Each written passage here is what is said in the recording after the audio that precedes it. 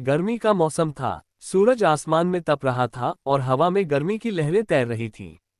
एक छोटे से गांव में, जहां हरे भरे खेत और बगीचे फैले हुए थे, एक विशाल आम का पेड़ खड़ा था। यह पेड़ गांव का गौरव था, जिसके मीठे और रसीले आमों की चर्चा दूर दूर तक थी। इस पेड़ की छाया में लोग गर्मी से राहत पाते थे और इसके फल हर किसी के दिल को लुभाते थे। लेकिन इस पेड़ के आसपास एक कहानी थी जो गांव वालों के बीच चर्चा का विषय थी। ये कहानी थी एक इंसान और एक बंदर की अनोखी दोस्ती की, जो आम के पेड़ के इर्द गिर्द घूमती थी। कहानी की शुरुआत। गांव में रहने वाला रामू एक साधारण किसान था। उसका जीवन खेतों में मेहनत करने और अपने छोटे से परिवार का पेट पालने में बीतता था। रामू को आम बहुत पसंद थे और गांव के उस विशाल आम के पेड़ से उसे खास लगाव था। हर गर्मी में वह पेड़ के नीचे जाता, आम तोड़ता और अपने परिवार के लिए घर ले जाता। लेकिन इस बार कुछ अलग होने वाला था। एक दिन जब रामू पेड़ के नीचे आम तोड़ रहा था, उसने देखा कि एक चंचल बंदर पेड़ की शाखाओं पर उछल कूद कर रहा था। बंदर की आंखें चमक रही थीं और वह बार बार पके हुए आमों की ओर देख रहा था। रामू ने सोचा, ये बंदर भी आम खाना चाहता है। उसने हंसते हुए कुछ पके आम जमीन पर रख दिए और कहा, ले भाई, तू भी खा ले। बंदर ने पहले तो संकोच किया, लेकिन फिर धीरे धीरे नीचे उतरा और एक आम उठाकर खाने लगा। उसकी छोटी छोटी हरकतें देखकर रामू को हंसी आ गई। लेकिन जो हुआ वो रामू के लिए आश्चर्यजनक था। बंदर ने पेड़ पर चढ़कर एक और रसीला आम तोड़ा और उसे रामू की ओर फेंका। रामू ने हंसते हुए आम पकड़ा और कहा, अरे तू तो बड़ा दयालु है। दोस्ती की शुरुआत। उस दिन के बाद रामू और उस बंदर की दोस्ती की शुरुआत हो गई। रामू हर दिन पेड़ के नीचे जाता और बंदर भी वहां पहुंच जाता।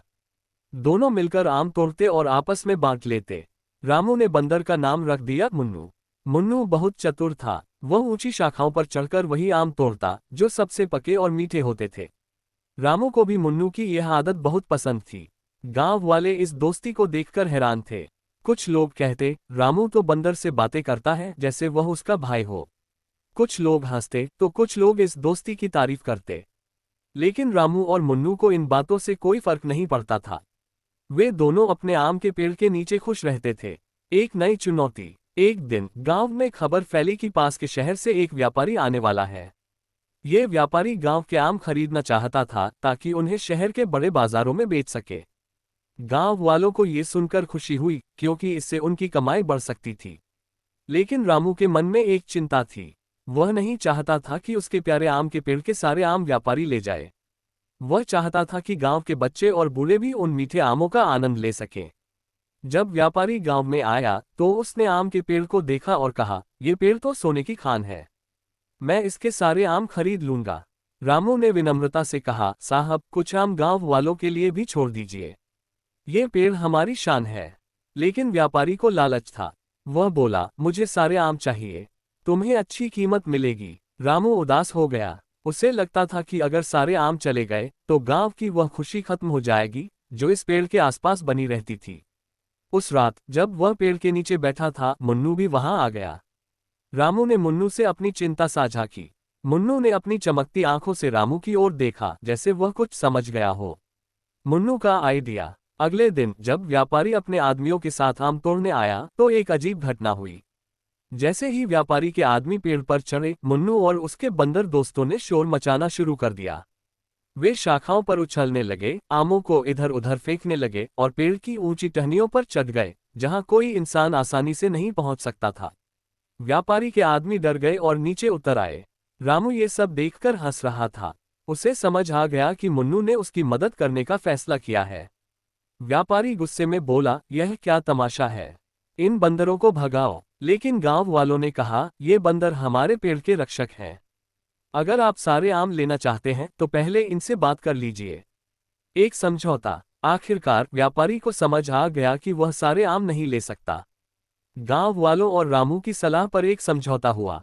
व्यापारी को पेड़ के आधे आम मिले और बाकी आधे गांव वालों के लिए छोड़ दिए गए। रामू और मुन्नू की जोड़ी ने मिलकर न सिर्फ पेड़ की रक्षा की, बल्कि गांव की खुशी भी बचाई। समय बीतता गया और रामू मुन्नू की दोस्ती की कहानी गांव से निकलकर दूर दूर तक फैल गई। लोग दूर दूर से आकर उस आम के पेड़ को देखने लगे और गांव वाले उन्हें गर्व से अपनी कहानी सुनाते। व्यापारी ने भी अपने बाजार में उन आमों को दोस्ती के आम के नाम से बेचना शुरू किया, जिससे गांव की प्रसिद्धि और बढ़ गई। नया मौसम, नई शुरुआत।